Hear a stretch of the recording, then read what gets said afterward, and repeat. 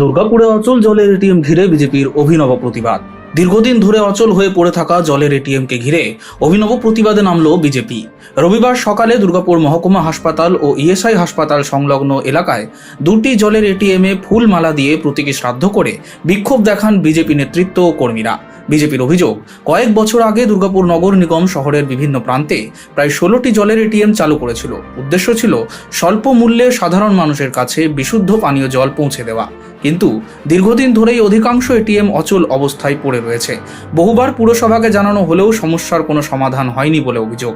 এই পরিস্থিতির প্রতিবাদে রবিবার সকালে অভিনব কর্মসূচি নেয় বিজেপি।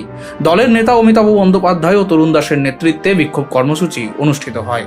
সেন্ট্রাল গভর্নমেন্টের জল জীবন যে প্রকল্প, তার আন্ডারে টাকা নিয়ে আমাদের পশ্চিমবঙ্গ সরকার দুর্গাপুরের বুকে প্রায় 16খানা এটিএম কাউন্টার আর প্রায় 44খানা বাথরুম বানায় দুর্গাপুরের বিভিন্ন জায়গায়।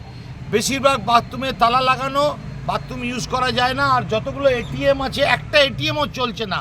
সেই জন্য আমরা ভারতীয় জনতা পার্টির কাছ থেকে এই অপদার্থ সরকারের যে এই অপদার্থ কাজ, সেটা জানিয়ে মানুষের কাছে পৌঁছে দেওয়ার চেষ্টা করছি। পাশে হলো দুর্গাপুর এসডি হসপিটাল, তার পাশে হলো ইএসআই হসপিটাল, বিবেকানন্দ হসপিটাল, এখানে কলেজ। সব থেকে দুর্গাপুরের মূল কেন্দ্র হলো, বিন্দু হলো এখানে।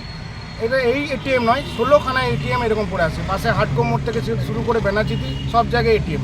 এখানে পয়সা ভরুন, পয়সা চলে যাবে, কিন্তু আর জল আর বেরোবে না। Report, spirit voice digital.